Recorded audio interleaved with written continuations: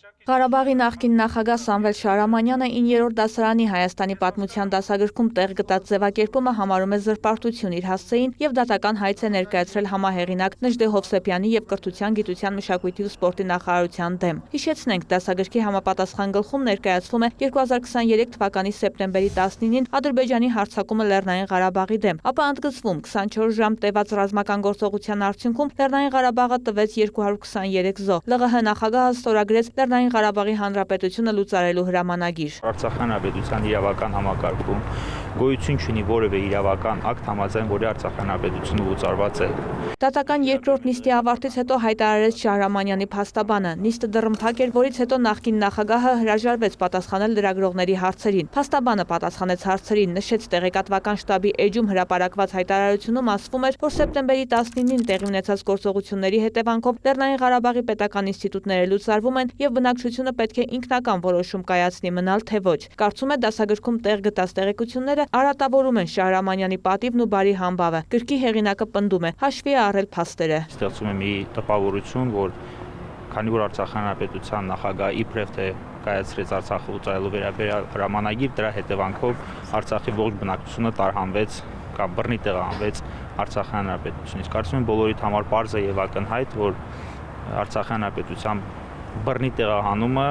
ամենևին կապված չէր նման բովանդակությամբ Արցախի տեղեկատվական շտաբում տեղ գտած հայտարարության հետ։ Գրվել է Արցախի տեղեկատվական շտաբի հայտարարության հիման վրա, որը դրվել է բոլոր Հայաստանի լրատվական կայքերում։ Երկրորդը, պարոն Սամվել Շահրամանյանը դեռևս 23 թվականի հոկտեմբերի 28-ին Արցախի հանրային հեռուստաընկերության հետ հարցազրույցում մոտ 2 րոպե պատմել է այս հրամանագրի մասին ու նաև ներկայացրել դրա բովանդակությունը։ Ոչ թե հայտարարության մասին հիշատակումը, այլ նախադասությունների ձևակերպումն ու ընտրված ենթատեքստն են խնդրահարույց, հայց որի նման դիրքորոշումը անհասկանալի է հեղինակի համար։ Այստեղ հարցի առարկան հետևյալն է, դա կեղծիք է, սուտ է, զրպարտանք է, թե ոչ։ Թե հիմա այդ ձևակերպման հետ դու համաձայն կլինես թե չէ, կամ կգտնես, որ ավելի լավ ձևակերպում պետք է տալ, սա արդեն կներեք, բայց այս դատական հայցի եւ դատական քննության հարց չէ։ Կոնտեքստը կտրված չի, որովհետեւ եթե բացեք դասագիրքը եւ կարդաք հետավաղականորեն նախադասությունները թե շրջափակման մասին, թե Ադրբեջանի բռնի գործողությունների մասին, թե զոհերի եւ ամեն ինչ գրված է։ Ներկայացնել այն, ինչ իրականում եղել է։ Մենք հենց դա ոչ թե գիրք փոխել, այլ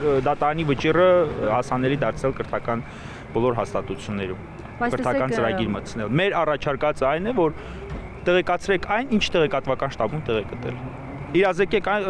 չկա այդպիսի բովանդակությամբ հրամանագիր, դուք պատմության դասագրքում տեղ եք տալիս այդպիսի բովանդակությամբ հրամանագրի։ Ուսումնասիրել է, բայց դասագիրքը հնարավորություն չի տվել մանրամասնելու, նշում է հեղինակը։ Ավելին, այսօր էլ փոփոխություն անելու եւ դրանով հարցը փակելու հնարավորություն չունի։ Նշում է, դասագիրքը կազմելու ընթացքում տեղի ունեցել երկփուլ մրցույթ, յուրաքանչյուրում 4-ական փորձագետ դիտարկել է դասագիրքը։ Երկու անգամ էլ կզնակն են արել։ Այսինքն ստացվում է 8 փորձագետ դիտարկել են, ոչ մեկն այստեղ խնդրեմ չի տեսել։ Ես էլ մասնավոր իմ ընկերներին, պատմաբաներին տվել եմ, որ նայեն, որովհետև կներեք, բայց ոչ մեկին հաճելի չէ այս process-ը, էլի։ Հետևաբար պատասխանող կողմի համար տարօրինակ է հարցը։ Կարծում է, կա քաղաքական ճնշման միջոց եւ այստեղ մեծ հաշվով փորձ է, որպեսզի մարդուն քաշ տան դատարան եւ դա լինի նաեւ օրինակելի շատերի համար, որ մարդիկ զգուշ լինեն իրենց գրածներում։ Ինձ անհատապես են թիրախավորել, եթե որովհետեւ իրանք համարում են, որ ես կարող եմ լինել այստեղ թույլ օղակ, իրանք նույնիսկ չեն էլ պատկերացնում, որ այս դասագրքի նկատմամբ որևիցե առնվազն իմ կտորի մասին եմ, հա, ասում ես պատասխանատվություն ստանձնում եմ իմ գրածների համար։ Մեկ անգամ միջամտություն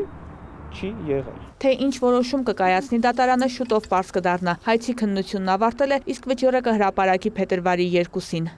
Վարդուհի Արզումանյան, Դավիթ Մաչկալյան, լուրեր։